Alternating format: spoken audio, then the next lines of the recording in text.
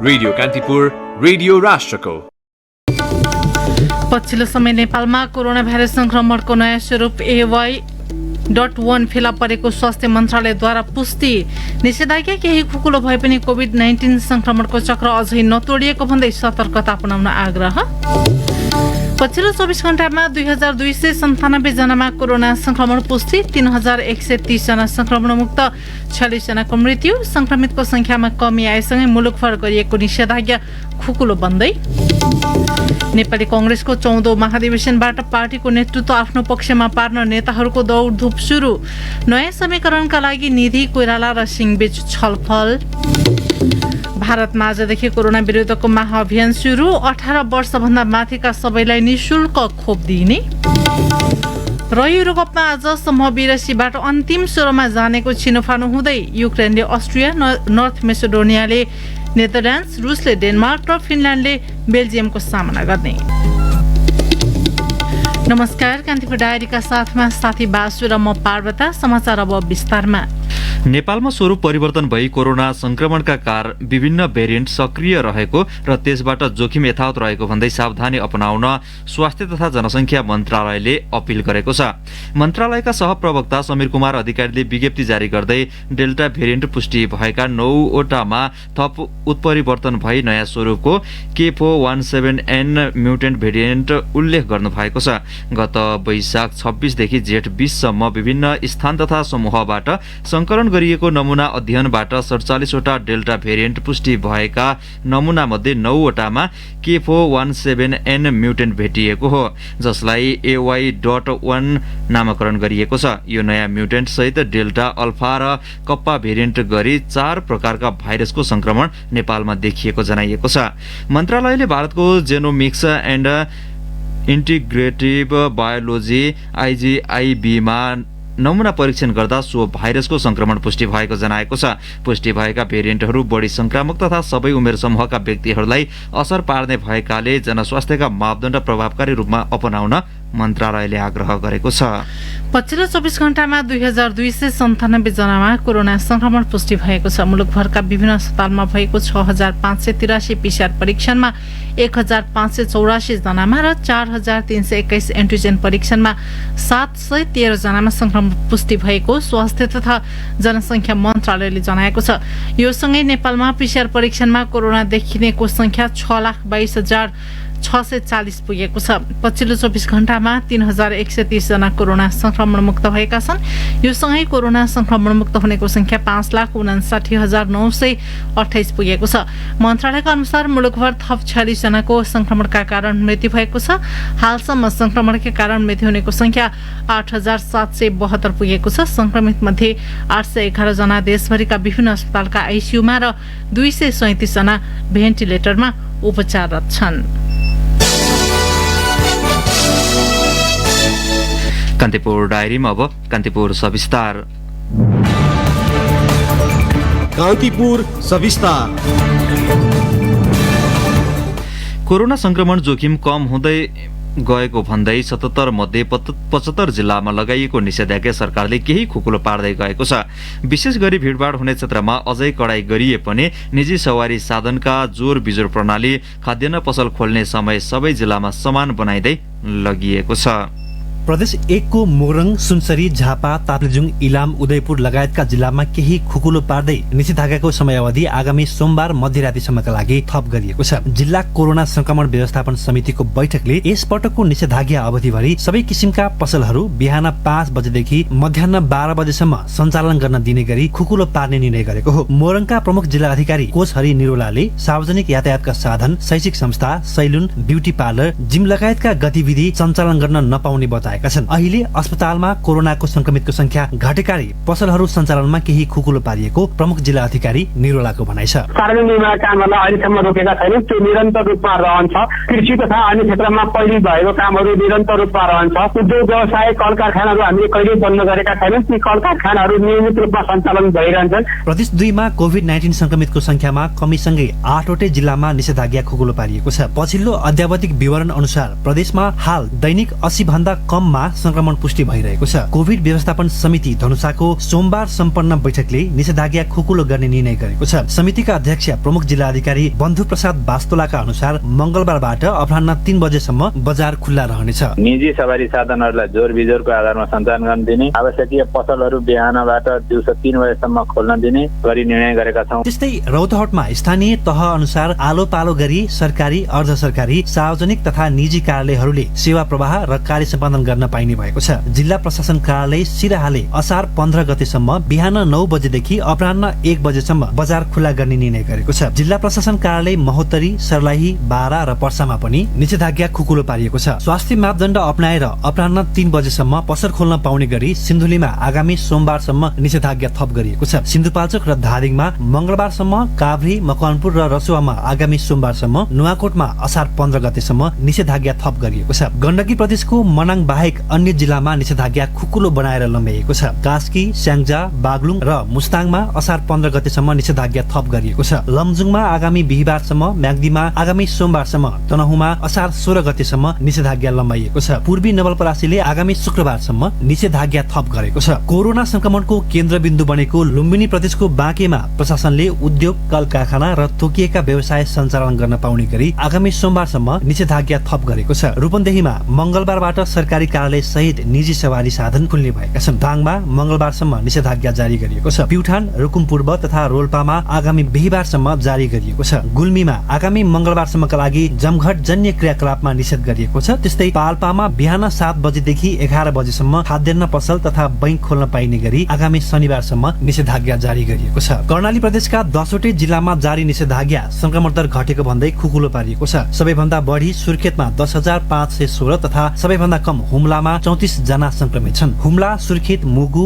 रुकुम पश्चिम, सल्यान र दैलेखमा पनि बिहीबारसम्म निषेधाज्ञा जारी नै रहेको स्थानीय प्रशासनले जनाएका छन्। जुम्ला, जाजरकोट र कालीकोटमा आगामी सोमबारसम्म निषेधाज्ञा थप गरिएको छ। सुदूरपश्चिमका 9वटै जिल्ला प्रशासन कार्यालयले एक साता अझै निषेधाज्ञा लम्बाएका छन्। प्रदेश राजधानी रहेको कैलाली जिल्ला प्रशासन लगायत सबै जिल्लाहरूले एक साताका लागि निषेधाज्ञा लम्ब्याउँदै अनुमति प्राप्त बाहेकका सवारी साधनहरू सञ्चालनमा रोक लगाएका छन्। सभा, सम्मेलन, गोष्ठीहरू सञ्चालन गर्न नपाइने लगायतका प्रावधानहरू कायमै राखेका छन्। कञ्चनपुरमा दुध डेरी, खाद्यान्न लगायतका अत्यावश्यक सामग्रीका पसलहरू भने अपराह्न 3 बजेसम्म सञ्चालन गर्न पाइने भएको छ। जोखिम न्यूनीकरण र संक्रमणको चेन ब्रेकका लागि गरिएको लकडाउनले कोरोनाको दैनिक संक्रमण दरमा कमी आए पनि करिब 2 महिना लामो बन्दाबन्दीले थला परेको अर्थतन्त्र उकास्न राज्यले प्रभावकारी कदम चाल्न जरुरी देखिन्छ। अनुत्पादक क्षेत्रमा लगानी गर्ने प्रवृत्ति मौलाउँदै गएको हालको अवस्थामा उत्पादनशील क्रियाकलापका लागि राज्य चनाखो हुनु पर्दछ। साथै संक्रमण दरमा कमी आए पनि सावधानी नअपनाए यो पुनः बढ्न सक्ने तर्फ सबै सचेत हुन जरुरी छ। रेडियो कान्तिपुरका लागि प्रदेश सहकर्मीहरूको सहयोगमा रमेश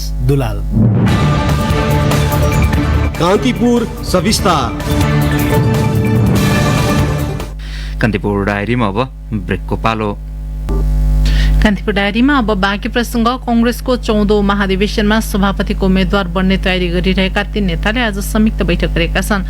उपसभापति विमलेन्द्र निधिको पहलमा बानेश्वरी स्थित उहाँको निवासमा महामन्त्री शशाङ्क कोइराला र पूर्व महामन्त्री प्रकाश मानसिंह बीच छलफल भएको हो। 3 नेता बीच आसन्न पार्टीको महाधिवेशनदेखि नयाँ सत्ता समीकरण र आम निर्वाचनसम्मका विषयमा छलफल भएको छ।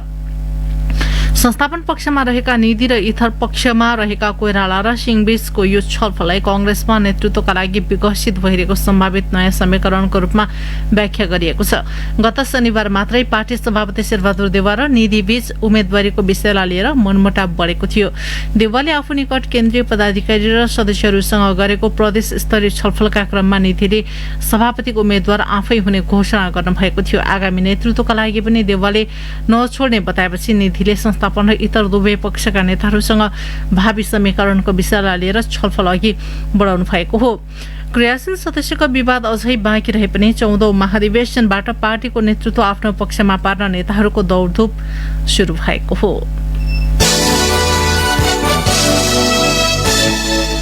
प्रधानमन्त्री केपी शर्मा ओलीले व्यक्तिगत स्वास्थ्य मात्र नभई सामाजिक र सांस्कृतिक स्वास्थ्यलाई पनि सही हालतमा राख्न योग आवश्यक रहेको बताउनु भएको छ। 7औं अन्तर्राष्ट्रिय योग दिवसका अवसरमा प्रधानमन्त्री निवास बालुवाटारमा आज आयोजित कार्यक्रमलाई सम्बोधन गर्दै प्रधानमन्त्री ओलीले मानिसको शारीरिक स्वास्थ्य मात्र नभएर समाजलाई सांस्कृतिक, नैतिक र चारित्रिक रूपले सबल राख्न समेत योग आवश्यक रहेको बताउनुभयो। योग सम्बन्धित प्रोटोकल बनाउने र त्यसको परिणाम समेत प्राप्त हुने गरी व्यवस्थित गर्नु जरुरी रहेको उहाँको भनाइ थियो। शिक्षा, विज्ञान तथा प्रविधि मन्त्रालयले योग दिवसका अवसरमा आयोजना गरेको भर्चुअल कार्यक्रमलाई सम्बोधन गर्दै प्रधानमन्त्री ओलीले पाठ्यक्रममा योग शिक्षा राख्ने र योग विद्यालय स्थापना गरेर पढाउने तथा सिकाउने अभ्यास गर्नुपर्ने बताउनुभयो। योगको विकासका लागि योग साधकहरूसँग मिलेर काम गर्न सरकार तयार रहेको पनि प्रधानमन्त्री ओलीले उल्लेख गर्नुभयो। योग फर वेल विङ भन्ने नारासहित विश्वभर आज अन्तर्राष्ट्रिय योग दिवस मनाइँदैछ। लुम्बिनी प्रदेश सरकारमा सहभागी भएका जनता समाजवादी पार्टीका 4 मन्त्रीको प्रदेश सभा पद तत्कालका लागि जोगिएको छ। जसपा उपेन्द्र यादव समूहले कार्यवाही गरेपछि कल्पना पाण्डे, सन्तोष कुमार पाण्डे, विजय बहादुर यादव र सुमन शर्मा रायमाझी पुनर्बहालीको मागसहित सर्वोच्च अदालत गएका थिए। न्यायाधीशहरू दीप कुमार कार्की र हरिप्रसाद फुयालको संयुक्त इजलासले पूर्ण सुनवाईका लागि पेश गर्न आदेश दिएको हो। यसअघि सर्वोच्चले गत जेठ 3 गते सांसद पदमा रहेर काम कार्यवाही गर्न दिन अल्पकालीन अन्तरिम आदेश दिएको थियो। अब त्यही अल्पकालीन अन्तरिम आदेशले निरन्तरता पाउने भएको छ। 4 मन्त्रीले आफूलाई कार्यवाही गर्ने पार्टी जसपा र लुम्बिनी प्रदेश सभालाई विपक्षी बनाएर वैशाख 19 गते सर्वोच्चमा रिट दर्ता गराएका थिए। अन्तरिम आदेश दिने बारे छलफल गर्न सर्वोच्चले गत जेठ 16 गते दुवै पक्षलाई छलफलमा बोलाएको थियो। पार्टी र प्रदेश सभाले 16 गतेको सुनवाई स्थगित गराएपछि सर्वोच्चले आजका लागि सुनवाईको मिति तोकिएको थियो। पार्टीको निर्देशन विपरीत एमाले नेता शंकर पोखरेल नेतृत्वको सरकारमा सहभागी भएको भन्दै जसपा केन्द्रीय कार्यकारिणी समितिका नामबाट उपेन्द्र यादव समूहले उनीहरूलाई स्पष्टीकरण सोधेको थियो। महाकाली नदीको बाढीले विस्थापित भएकाहरू पानीको बहाव कम भएसँगै घर फर्कन थालेका छन्। शुक्रबारदेखि आएको बाढीले कञ्चनपुरको भीमदत्त नगरपालिका 11 र 12 तथा दोधारा चाँदरी नगरपालिका 10 को कुतियाक भर क्षेत्रका स्थानीय विस्थापित भएका थिए। जिल्ला प्रहरी कार्यालय कञ्चनपुरका डीएसपी अमर बहादुर थापाका अनुसार भीमदत्त नगरपालिका 11 भुजेला र 12 ऐरीका विस्थापित सबै परिवार घर फर्किसकेका छन्। कुतियाको भरमा पनि पानी घट्न थालेको उहाँले बताउनुभयो। महाकालीको बाढीले भुजेला खोला थुनेदा भीमदत्त नगरपालिका 11 र 12 का 12 परिवार तथा जोगबुढा नदी थुनेदा कुतियाक भरमा 24 भन्दा बढी परिवार विस्थापित भएका थिए। महाकालीमा आज अपराह्न 4 बजे गरिएको मापन अनुसार पानीको बहाव 90,000 क्युसेकमा झरेको छ।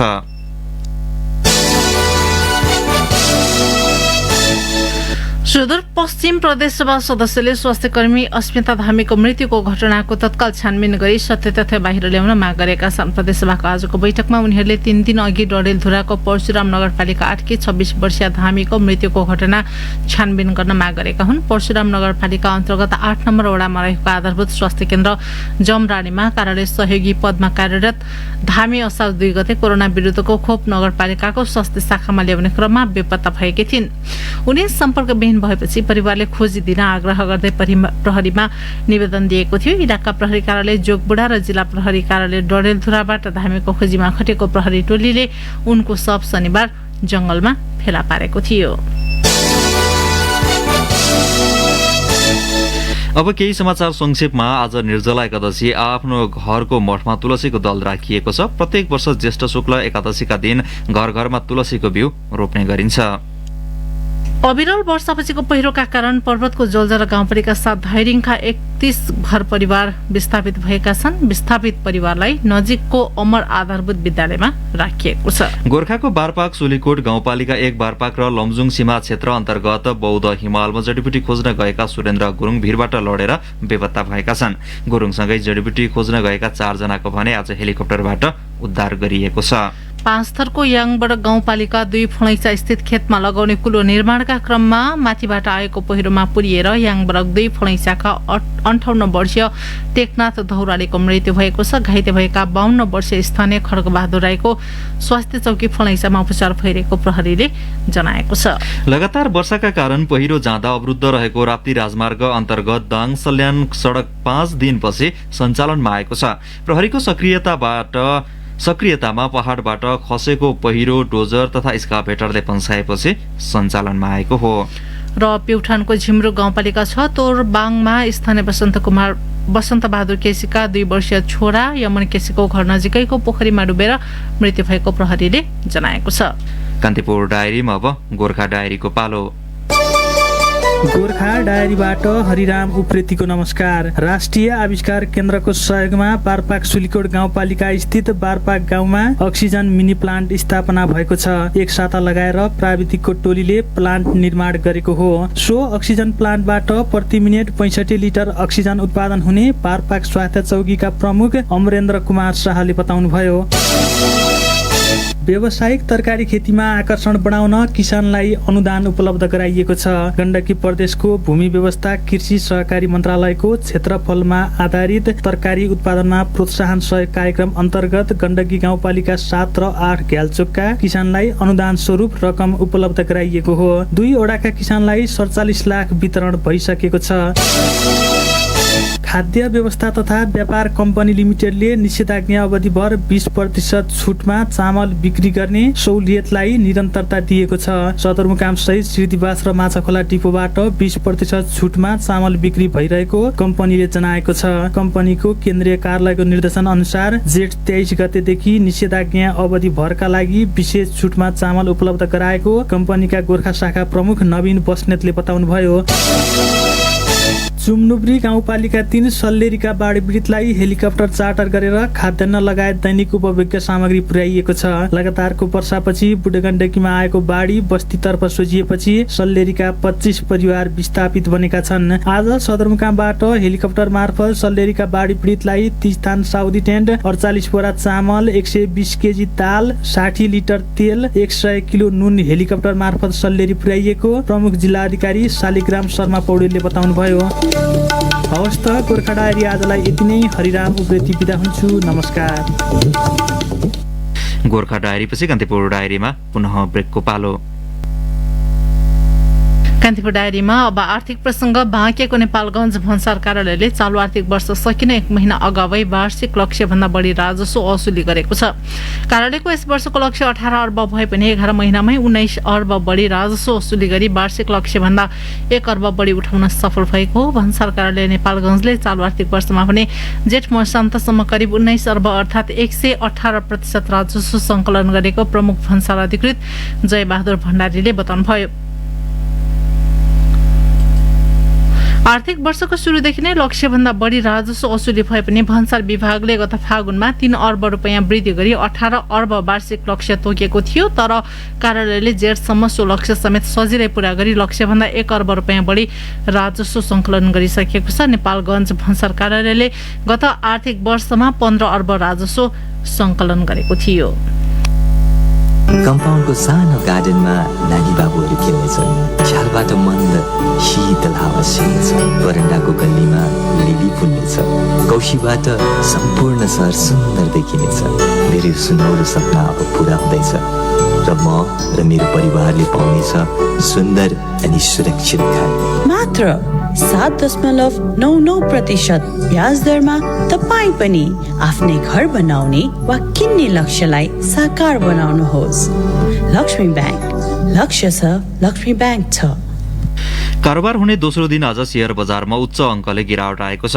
हिजो 63 अङ्कले घटेर 2905 बिन्दुमा बन्द भएको नेप्सी आज करिब 71 अङ्कले घटेको छ।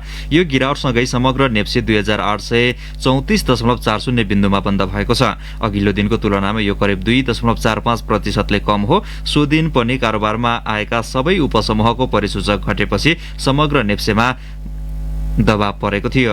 आज करिब 1,30,400 कारोबारबाट 227 कम्पनीका 2,30,11,820 किता शेयर किनबेच भए। किनबेचबाट 11 अर्ब 61 करोड 90 लाख रुपियाँ बराबरको शेयर कारोबार भएको छ।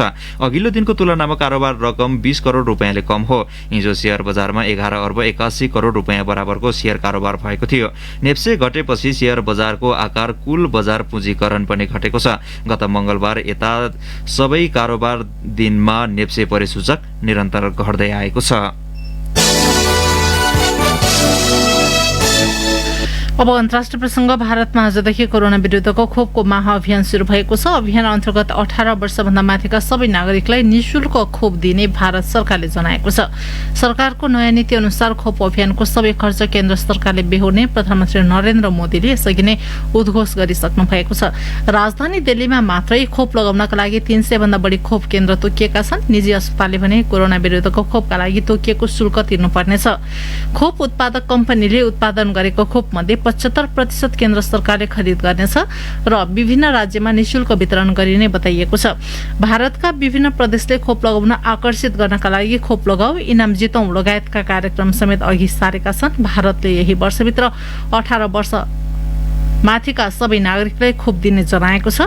आगामी जुलाईको अन्त्यसम्ममा भारतले हरेक दिन 1 करोड डोज लगाउने लक्ष्य राखेको छ। उत्तर कोरियाका ह्याकरहरूले बंगलादेशको केन्द्रीय बैंकबाट $1 अर्ब चोरी गर्ने प्रयास गरेको खुलासा भएको छ। सन् 2016 मा ह्याकरहरूले बंगलादेशको केन्द्रीय बैंकबाट सो बराबरको रकम चोरी गर्ने प्रयास गरेको तर अन्तिम समयमा आएर उनीहरू विफल भएको जीएफओ व्हाइट र जीएच लीको रिपोर्टलाई उद्धृत गर्दै बीबीसीले जनाएको छ। ह्याकरहरूले कम्प्युटरको नेटवर्क नै ठप्प पारेका थिए। बैंकको 10औं तल्लामा राखिएको प्रिन्टरले अचानक काम गर्न छाडेपछि बैंकका कर्मचारीले यसबारे थाहा पाएका थिए। सो प्रिन्टरले ठूलो रकम बैंकबाट ट्रान्सफर भएको र बैंकमा ट्रान्सफर भएको रेकर्ड राख्थ्यो। एफबीआईले सो साइबर हमलामा उत्तर कोरियाको संलग्नता भएको उल्लेख गरेको छ। एफबीआईले पार्क उन ह्यू नामक युवकको तस्बिर पनि सार्वजनिक गरेको थियो। अब खेल प्रसंगमा युरोकप विशेष।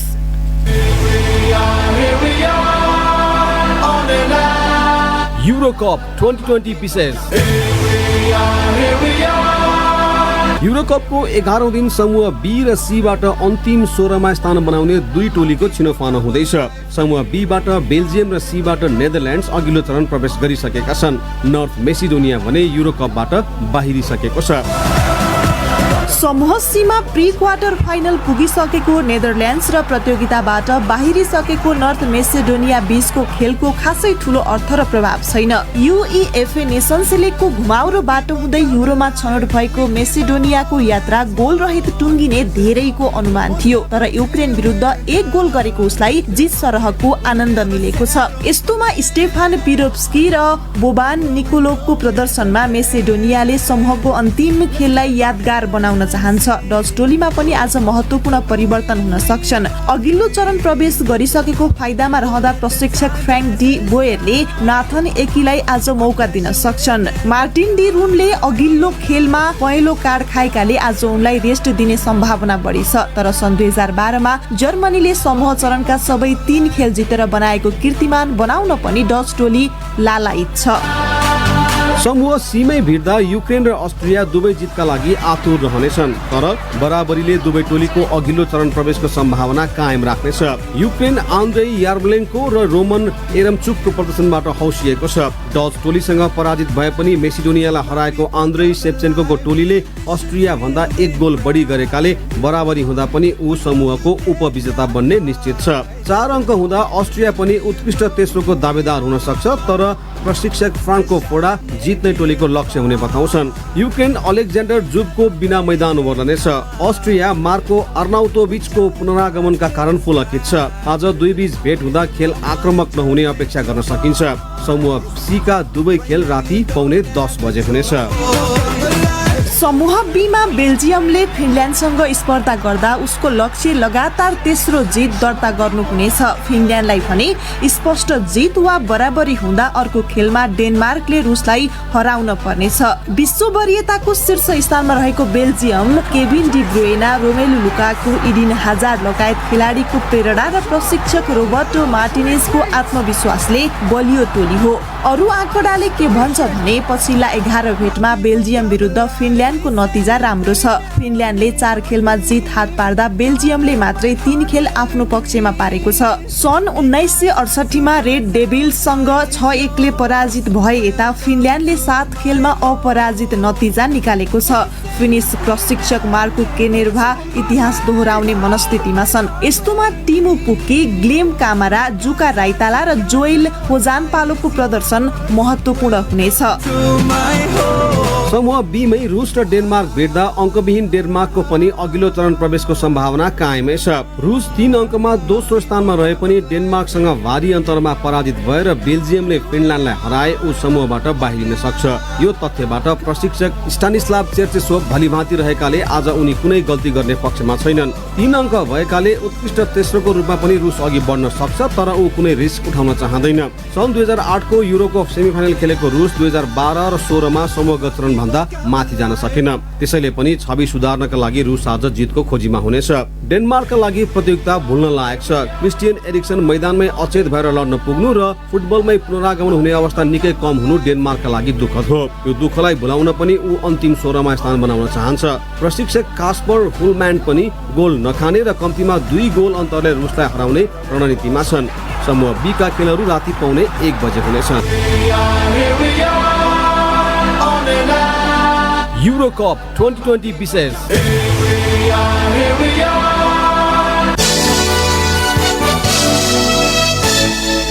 टोकियो ओलम्पिकमा 10,000 दर्शकलाई उपस्थितिका लागि अनुमति दिएको छ, तर ती सबै जापानभित्रका हुनुपर्नेछ। अन्य मुलुकका दर्शकलाई प्रतिबन्ध लगाइएको भए पनि जापानी दर्शकलाई भने अनुमति दिएको बीबीसीले उल्लेख गरेको छ। स्टेडियमको कुल क्षमताको 50% मात्रै दर्शकले सहभागिता जनाउन पाउने जनाइएको छ। टोकियो ओलम्पिक आगामी जुलाई 23 देखि 24 अगस्तसम्म आयोजना गरिँदैछ। यद्यपि कोरोना संक्रमणको जोखिमलाई लिएर चिन्ता जनाइएको छ। जापानकै 70% भन्दा बढी नागरिक पनि ओलम्पिकको विपक्षमा भए पनि आयोजकले भने पूर्ण रूपमा स्वास्थ्य सावधानी अपनाएर प्रतियोगिता आयोजना गरिने दावी गर्दै आएको छ। जापान सरकारले असहज परिस्थितिलाई ध्यानमा राखेर सबैजनालाई घरमै बसेर ओलम्पिकमा सहभागी हुन आह्वान गरेको छ। यसअघि ओलम्पिक सुरु हुन 5 साता बाँकी रहँदा हिजो मात्रै टोकियोमा जारी संकटकालीन अवस्थालाई हटाइएको थियो। प्रसङ्गसँगै कान्तिपुर डायरीको यो बुलेटिन यही सकिन्छ। 8 बजे सेक्युरिटी एन्ड क्राइम डायरी हुनेछ। साथी बासु र म पार्वता आज्ञा माग्छौँ। नमस्कार।